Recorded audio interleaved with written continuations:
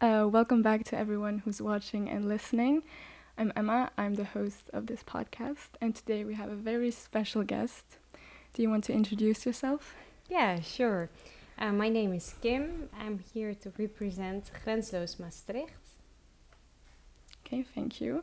Maybe we can just have a little bit of a talk about what Grenzeloos is, what their aim is, a little bit of a main idea what it is.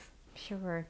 Do you know what Grenzeloos means, the word? Yes, I do speak Dutch, but Okay, very good. But yeah, if you want to explain maybe also the name, that would be great. Yeah, because I think the name already tells so much about the concept. Like the name, it means then borderless. It means literally the borders of the world, the countries, but it also means borders between people, between cultures, but also even within your own country. There are so many ways that people can put up borders. And this, so we chose this name because our concept, we are a restaurant. Well, maybe you already said that you visited. Maybe some of the people listening already visited Grenzeloos as well. But we are a restaurant with a social mission, which makes us different than an ordinary restaurant, because we have a program where people with a migration background can have the possibility to learn the Dutch language, to learn working skills, to build a network, getting to know people. And we just believe that just from a book you cannot really learn a language. You have to be involved with people, put it into practice instead of just mostly studying theory. That's how the concept came into being. And in combination with that, we heard so many messages of integration while not fully, just so many people ending up at the couch in the end, which is such a shame, a waste. Yeah, I think on your website you also talked about this social challenge that you're aiming to solve. Can you talk a little bit more about that? Yeah, sure. I think I already started talking about it. We are a social enterprise because we want to solve this specific social issue. That I think a couple of years ago, maybe 5 to 10 years ago, there was a lot of media attention how many new people who came to the Netherlands, well, as I just said, ended up at the couch because they just at some point in the trajectory they sort of it stagnated. It didn't flow. They couldn't find work. They just kept on depending on social services. And we just knew there has to be a way where this doesn't have to be the result, where people can really find like a new home, a place where they can feel at home, where they can have like a flourishing work life, a flourishing social life, and also where they can bring everything they have to society, because it's so much. It's not just that they have to be a part of something, but everything they bring makes the place that we live so much. It adds so much worth to the place. So that's in a nutshell the concept. Yeah. And how do you get in contact with these refugees? How do they find your initiative? Yeah, well, actually can be through all sorts of ways. So people can come if they are still in the refugee camp, so if they don't have a status yet. So there's a contact person there. There's even like an office if people want to participate in society. They can go there, and there's all different of voluntary kind of work. So that's a way they can find us, through the municipality. They can find us, and we also have our own. We target people through advertisements, via internet, and there's a lot of people that find us through those advertisements as well. And of course, if people know from someone else that we are there, or just like you also find us, people come, they just walk in. There's all sorts of ways, but those are the three main ways that people come to find us. Yeah. Okay. And what do you think are like the main challenges that these refugees that come to you are struggling with or dealing with? Yeah, it's an interesting question, because I guess also you guys studying here, you probably know that it just depends on the way you experience the world, and it's so depending on where you grew up, what your culture is, what you're used to, like your vision on how the world works. But I guess among the main challenges, it's learning the language. And of course, if you don't know how to speak English, and you have never gone to school, you have not, so to say, learned how to learn. It's way more difficult to learn a new language than if you know how to speak English, you know how to write. It's all such a difference. So learning the language is one challenge for sure. Finding work, and also work that is satisfying up to some level. Because if you had a high, if you were highly educated in your country of origin, and you have difficulty learning the language, and you find a job that's really unsatisfying, that's difficult. And also building a social network is amongst the challenges for people. It's just I see people struggling with the question, like, what is appropriate in this culture? How can I approach other people? Like, even I had the question, like, my neighbor is very severely ill. What can I say? What can I do? Like, people feel uncomfortable in those situations. So those are, I guess, amongst the biggest challenges, I would say. Yeah. And I know that this learning and applying the language is also part of your apprentice trajectory. Yeah. Can you talk a little bit more about that trajectory? Yeah. So, the trajectory is also personal, because different people come from all different situations. Some people are with us for 6 months. They have a very intensive trajectory, and for other people it's maybe 2 years. They come from a different place, and we slowly build it up. It's all depending on the person's situation. But we have a moment a week that we have like a group training for the language, and it's language, it's culture, but it's also doing stuff together, like meeting each other. And we have the personal language lessons, and it varies. If we have sometimes, the coverage of the language teachers, it varies. Sometimes we have a lot of availability, so we have a lot of lessons, and it's not in a stable position yet, unfortunately. So we have the group lesson and at least one lesson a week. That's like the theory we offer, but during work days we have language in the kitchen, visible in places. We encourage people to talk with each other. We have this rule that it's only Dutch on the work floor, things like that. And we encourage the people, as soon as they speak enough of Dutch, that they speak Dutch with the customers only, which sometimes is very challenging because they feel a bit ashamed, which I can understand. But those are the things, like language-wise, that we try to encourage to speak Dutch, to practice, but also to make the homework, to keep a notebook where if they have a new word, that they write it down, that they repeat it in the evening at home. Because I'm always telling people, like, if you want to learn a new language, like, the motivation, it's all yours. Like, it depends on how fast you want to learn, how the things you can achieve.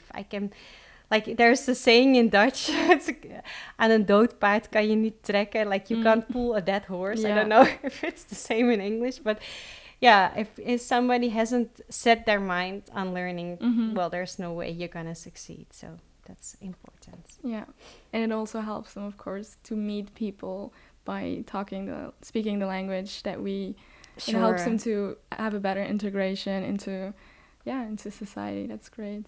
Yeah, we try to make social connections also via other social projects we know in the city, and we also have, which is very nice.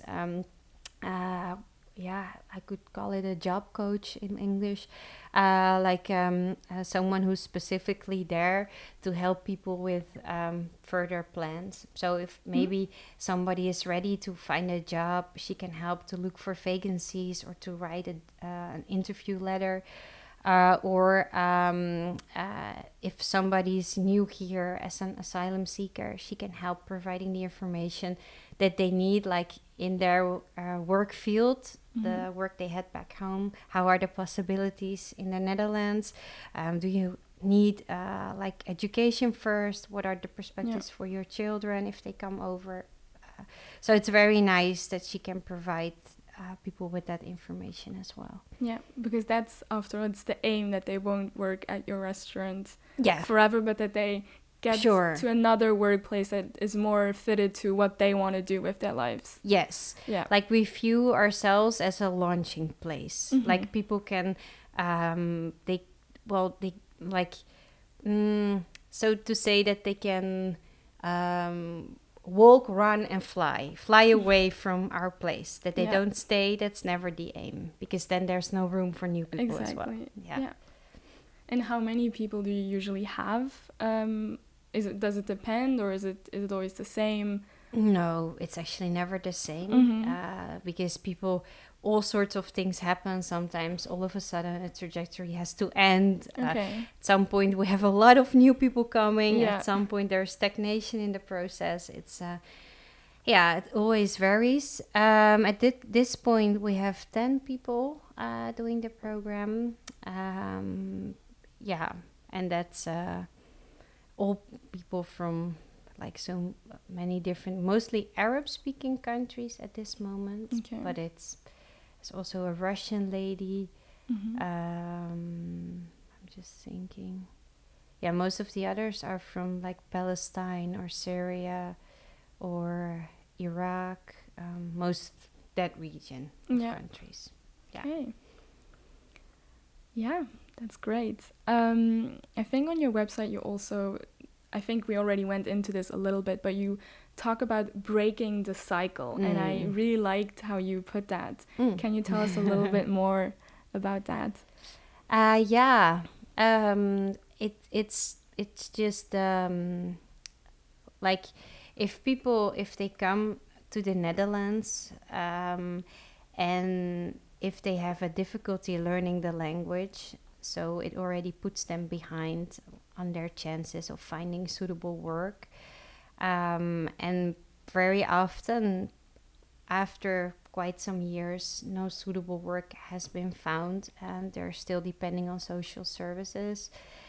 And it doesn't do any good to people's self-worth. They cannot add so much to society. So that's like the downward spiral, like what I said, people ending up at the couch. And the system, for a long time, the system hadn't helped so much of breaking this cycle. And we believe that is possible, that this cycle doesn't have to go downwards. At some point it can be interrupted. Of course, you wish it would be at the very beginning, that it doesn't even start. Yeah, of course. But some people are already in this process. So that's what we mean by breaking the cycle. Okay. Are you, as of now, is that the only restaurant you have, or do you have other projects, future goals you're trying to achieve? Yeah. We definitely have future goals. I guess for people running a business, it would be quite funny, interesting if there would be no future goals. Well, it's been quite a challenge to get this business up and running, and we're still not there yet. We're still fully in the development of the whole thing.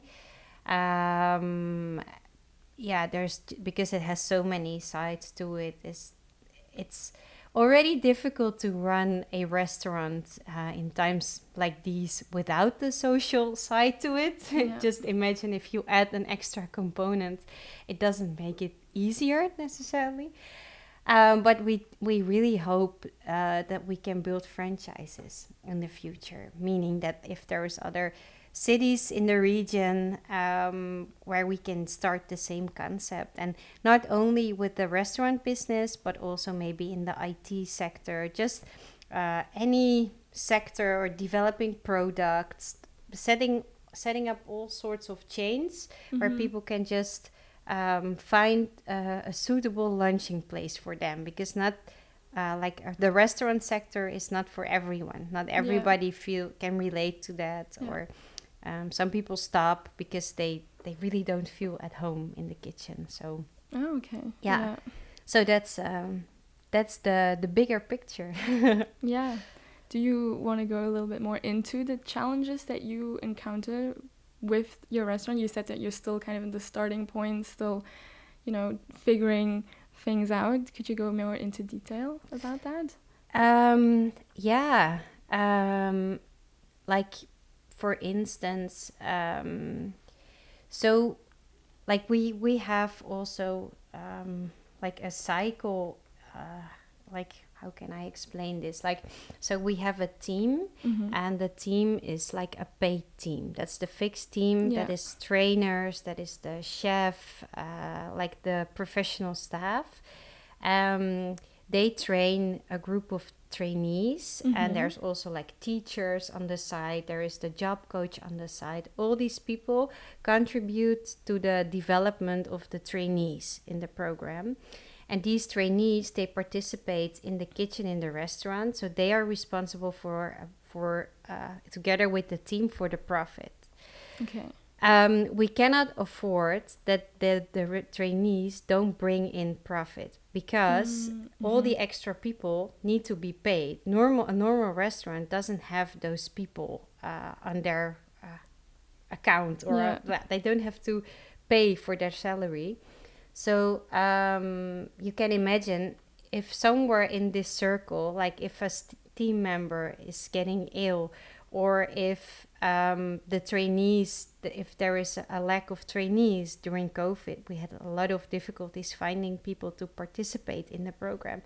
If somewhere in this cycle there's a problem, it affects everything. Yeah, of course. So we've had challenges on all different places, but now we can see like the staff is getting more mature.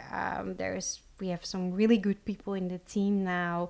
We see that the number of trainees entering the program is reaching some sort of stability.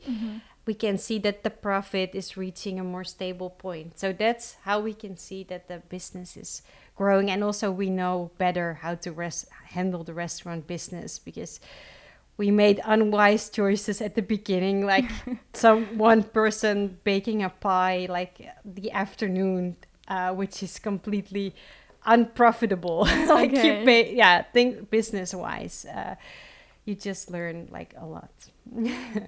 Yeah, I also remember that one of your goals is also to be self-sufficient. Yeah. Because you rely on funding. Yeah. How does that work? Where do you get that funding from? Or because we are a social enterprise, and also because of the worth we believe we add to this municipality, to this city, to this region, and the worth we can add in the future. We ask for different funds, big funds, but also like the province, the institute. We asked for funding to provide us with a budget to grow towards a self-sustaining business, because we are not there yet. And well, they believed in the concept, which is also very nice, and also very supporting, because it's nice if experts were still young and we haven't had that much experience compared to people who are 60 and who've developed several businesses. So if those people like closely investigate your business concept, and if like funds that have like a lot of experienced people working for them. They investigate your business plan, your concept, and they believe in it and they want to support it with money. It's a huge encouragement for us as an organization as well. So because of the ideas that we have, we believe we can grow into a self-sustaining business, and we just need like a transition period to get there. That's why we applied for funds, and we're so glad that they said they want to support us. Yeah, that's how it went. That's great. Yeah. I don't have any more questions. Is there anything you wanted to add or anything else you want to say about your work? Yeah, I guess it's also nice. I have no clue where the students from the SOFASoS University, where they come from, if they come from all different places or if it's more European. I have no idea. But we've had one student, a university student, and he's also studying here in Maastricht. He's from Turkey, and he learned the Dutch language up until a B1 level. But because he only spoke English in his studies, he felt so uncomfortable in speaking the Dutch language. So he himself, he just... he decided to come to the restaurant and ask if it was possible for him to also get some experience and practice the Dutch language. And it was just so nice for him that when he left and I had this evaluation conversation with him, he said, well, I was in this restaurant lately and I was just looking at the people. I was thinking, that's not how you handle this correctly. I know this better than them. And he wanted to have a side job in the restaurant business as well. So I would just say, like, even also amongst maybe their group of listeners today, maybe you feel like I'm unsure in the Dutch language. This can also be like a place for you just for a short time, because it's so nice if people from all different backgrounds they mix. There's always a way to learn something new from other people, so everyone is welcome. I guess there's just a nice thing to add. Yeah, that's beautiful. Thank you very much. Thank you for being here, and thank you for taking the time. Thank you too.